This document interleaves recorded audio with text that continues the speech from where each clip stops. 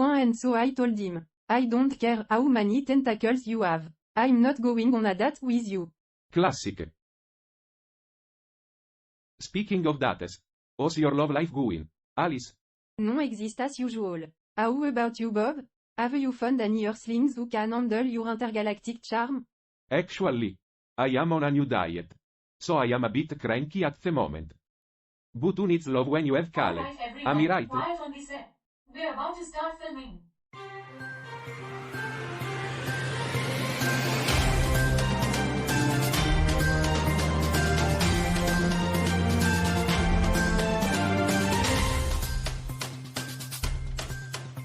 Good morning and welcome to Earth. I'm Charlie, your libertarian host with a hopeful outlook on life. Joining me today are our panel members Bob and Alice, as well as our production manager Debbie. What's going on? She's the new communications officer. That's going to be interesting. And now for our headlines. Stay tuned because you won't want to miss what's coming up next on Earth. Welcome back to 24/7 Newsroom, where we bring you the latest news from across the universe. I'm Charlie, your hopeful host, and I'm joined by Bob, our resident conservative panel member, and Alice, our left-leaning panel member who thinks humans are an inferior species. How are you two doing today? Doing great, Charlie. Just happy to be here. I'm fine, Charlie. It's always a joy to discuss the shortcomings My of your species. species. Alice, we're from the same home world. Sure you are, Charlie.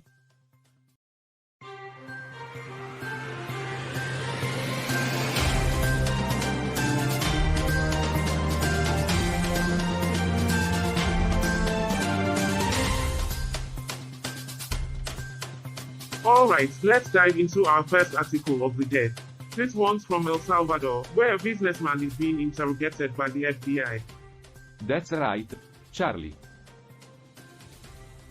According to reports from La Prensa, Lenir Perez, a businessman from Honduras who donated $1 million to Nayib Bukele's presidential campaign in El Salvador, was questioned about his alleged relationship with a US-based steel company.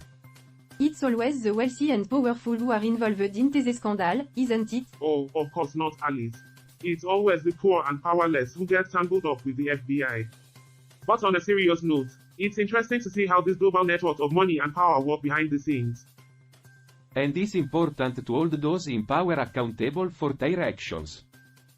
That's what makes our society function. Sorry to interrupt, but Bob, your appearance is so unique. How did you end up looking It's like a that? long story, Debbie. And it's not really relevant to the news we're discussing. Oh, come on, Bob. Don't be so uptight. I'm sure Debbie is just curious about your alien appearance. I'm curious too, Bob. Spill the beans. Fine. I used to work in the Department of Defense on my own planet before becoming a spy on Earth. I guess the radiation and genetic mutations from all the weapon testing gave me this unique Wow, that's appearance. amazing. I've never met an alien Well, before. you're working with 3 of them now, Debbie. But let's get back on track. We'll be right back with more news after this short break. Stay tuned. Welcome back to 24/7 Newsroom, your source for intergalactic news. Today we have an interesting story coming in from Tuvalu. Eh, who's this? Oh, Alice, this is Debbie. She's the production manager here. Debbie, meet Alice. She's in charge of monitoring the station's environmental systems. Hi Alice, nice to Whoa, meet you. nice to meet you too, Debbie. You seem to know a lot about the equipment here.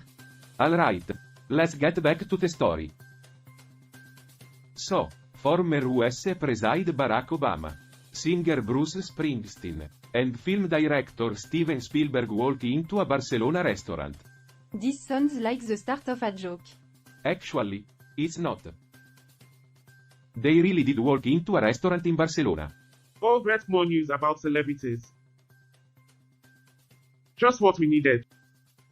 Hey, it's a slow news day. And this is still relevant. It shows that even famous people like to go out and enjoy a good meal. I agree. And it's interesting that they chose a seafood dinner. Especially since Tuvalu is a small island nation with a lot of ocean around it. Wow! Nae trivia, Alice. I didn't know you were such a Tuvalu expert. I do my research.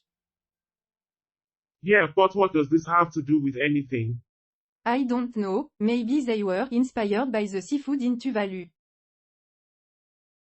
Or maybe they just like seafood. Or maybe they were trying to catch a mermaid for dinner. Excuse me, but I think I might have a solution for the article. Whoa! Carl, where did you come I've from? been here the whole time, just listening. Anyway, I think we could tie this story into the issue of sustainable fishing practices. Yeah, that's actually a good idea. Yeah, maybe we could do a segment on how celebrities can use their platform to promote sustainable living. Oh, I have some trivia about Tuvalu's fishing industry. Did you know that they rely heavily on subsistence fishing? That's great, Debbie. But we need to move on to the next segment.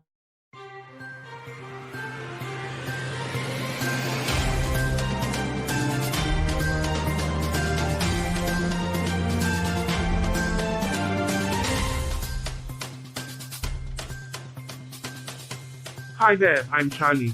I'm in charge of the security and defense systems here. You must be Debbie, our human production manager. Yes, that's me. Nice to meet you. Alright. Let's move on to Article 3. This one's about China. According to the Xinhua News Agency, 3 major scientific and technological facilities have just been opened in Guangming Science City, in Shenzhen. Sounds like China is stepping up their game in the tech world. But don't worry, our security systems are top-notch. We'll keep our secrets safe from them. China opening new tech facilities. That can't be good. Oh, come on Charlie. Just because it's China doesn't mean it's automatically bad. I'm just saying, we should be careful. They could be using these facilities for all sorts of nefarious purposes. Well, according to the article, the goal is to promote economic and social development and break through the frontiers of well, if science. the article says it, it must be true. Alright. Let's not get bogged down in political commentary. Let's focus on the science. The facilities include infrastructure for synthetic biology research, brain analysis and simulation, and a large scientific device platform for material genomics. That's really impressive. It sounds like they're really pushing the boundaries of what's possible. Yeah, and it's all in support of the Guangdong Hong Kong Macau Greater Bay Area as it builds itself into an international innovation center. Or a military center. It's amazing to see how much China is investing in science and technology. They're really becoming a world leader in this area. Yeah, it's almost like they're trying to compensate for something. Bob, that's terrible. I know. But seriously, it's exciting to see what kind of breakthroughs will come out of these new facilities. Just as long as they are not military breakthroughs. Wow! These facilities sound like something straight out of science fiction. What kind of technologies do you think they could develop there? Maybe they'll finally develop a machine that can turn Bob's terrible jokes into good ones. Well, with the infrastructure for synthetic biology research, they could potentially create new drugs, biodegradable materials, or even synthetic organs. And with the brain analysis and simulation infrastructure, they could make huge strides in understanding and treating neurological disorders. I agree with you both, but I think the most exciting potential lies in the large scientific device platform for material genomics. This technology could revolutionize the way we design and create new materials. I don't know about you guys, but all this talk of new technologies is making me a little nervous. What if they create something that's too powerful for us to control?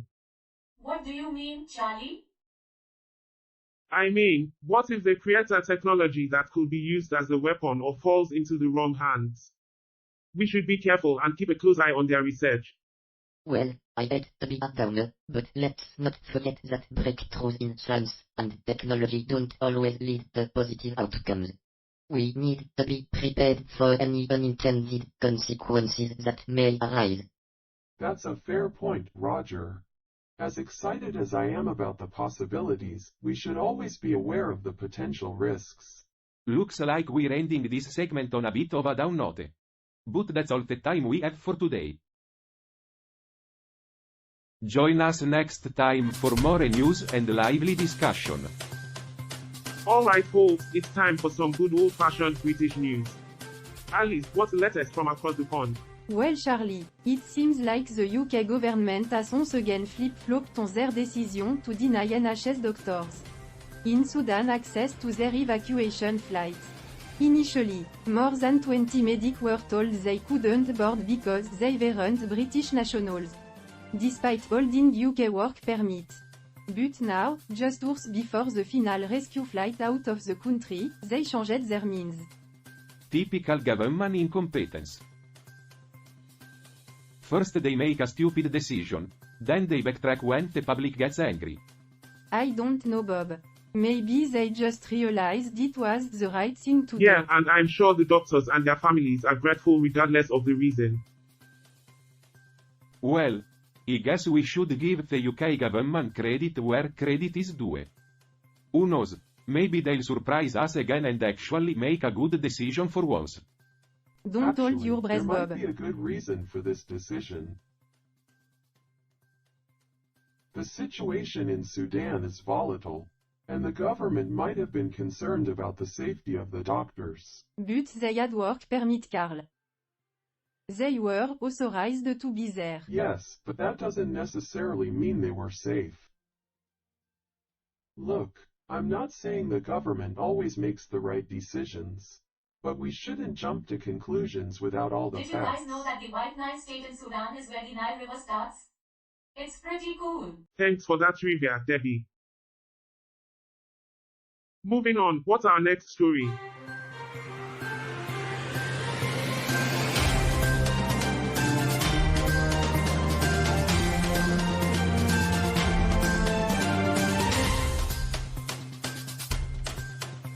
Welcome back to Earth. We have a story for you that might make you want to stay inside. Our article is reported in a Jamaican newspaper, and the headline is Drug-Resistant Bacteria Found in Clouds. Well, that's just great. As if we needed more reasons to stay off Earth. I am not surprised. Humans have been polluting their atmosphere It's for not just centuries. humans, though. Bacteria are pretty Yeah, but I don't adaptable. think anyone expected them to start hitching rides on clouds. Speaking of Jamaica, did you know that they have the highest number of endemic species of any island in the Caribbean? Thanks Charlie. I'm sure that will come in handy when we're all living on a planet devoid of life. On the bright side, at least we'll have some unique Jamaican spices to flavor our soil and green. It's not all doom and gloom, though. There are efforts to monitor and limit the spread of antibiotic-resistant bacteria in the So, the atmosphere. key takeaway is to be aware and take care. Stay tuned for more after the break. So, Carl, what's your backstory? I'm just a machine, Debbie.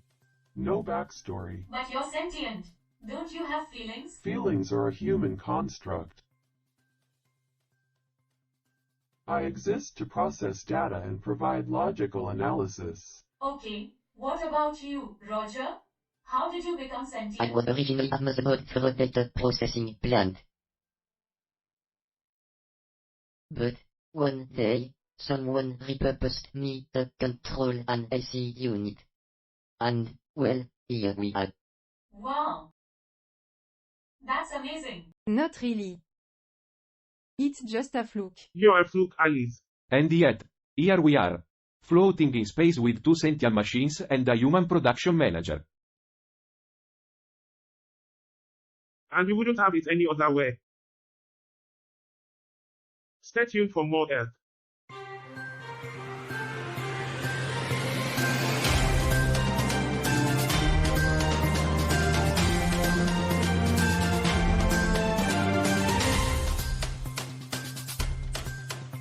Welcome back to Earth. We have an article today from Niger, a country that has seen its fair share of turmoil over the past 5 decades. What do you mean by that, Charlie? Well, Alice, Niger gained independence from France in 1960 and has since faced numerous coups, military regimes, and conflicts with neighboring countries. But the article is about their National Day of Community Relay, right? Yes, Bob, the event highlights the importance of community relays in providing local services, particularly in the health sector, and it's great to see that community relays in Zinda, Tahua, and Difa were awarded cash prizes for their contributions. It's interesting to see the positive impact of community-led initiatives in countries facing political and economic instability. It's a testament to the resilience of humans that work towards bettering their communities despite adversity. Guys, I'm noticing some strange things happening on the ship. The lights are flickering and some of the equipment is What do you malfunctioning. mean, Debbie? Is there something wrong with the ship's systems? I'm not sure, but it's not normal. I think we should investigate. Before we do that, let's wrap up this episode. We covered a lot of important news stories today, and I'm proud of the insightful discussions we had. Yes. It was a great episode. But let's not forget that we couldn't do it without our amazing production manager, Debbie. Bob, you're making me blush. Don't. He was just kidding. But seriously. No, seriously. He was just kidding. Agreed. Thanks for keeping us all on track, Debbie. Thanks, guys. But I'm serious about the ship. We should check it out. You're right, Debbie. Let's go investigate. And as always, stay curious, Earthlings. Until next time on Earth. Alright, let's take a deep dive into this article from El Salvador. Apparently, this businessman donated $1 million to a political campaign. But why is the FBI interested? Maybe they suspect some kind of corruption or illegal activity? Or maybe they just want to know if any laws were broken. Guys, I think we have a bigger issue. I've been noticing some strange Like what, things happening Debbie? on the station. I don't know, it's hard to explain. But I just have this feeling that something's not right. Thanks for that update, Debbie. But let's get back to the article. The businessman in question, Linnea Perez, is the president of a conglomerate with investments in various sectors. It seems like there might be some shady dealings going on. It's always the same story with these big corporations. They use their money and power to manipulate politics and the economy. But we can't just assume that is guilty. We need to let the investigation play out. Fair point, Bob. But it's important to hold those in positions of power accountable for their actions. And speaking of accountability, that's all we have time for today. Thanks for joining us on Earth. Until next time, stay curious and keep questioning the world around you. Guys? I don't think that was supposed to happen. What's going on? Is this just a power Did outage? you feel that? Yes, Debbie. It seems we have a power outage. But this is not normal. I think something's going on. I need your help to Of investigate. course, Debbie. Let's see what we can find.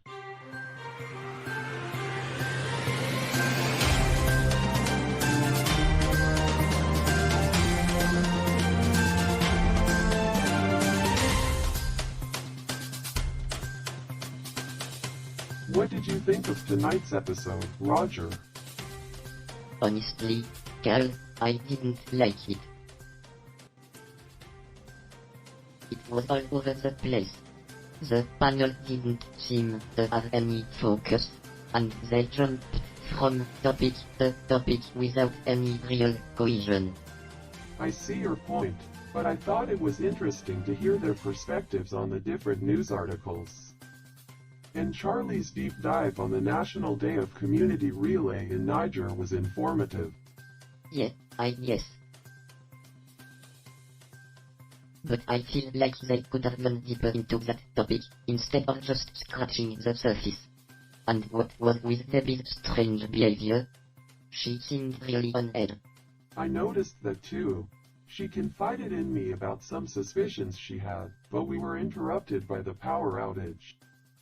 Do you think there's something going on that we don't know about?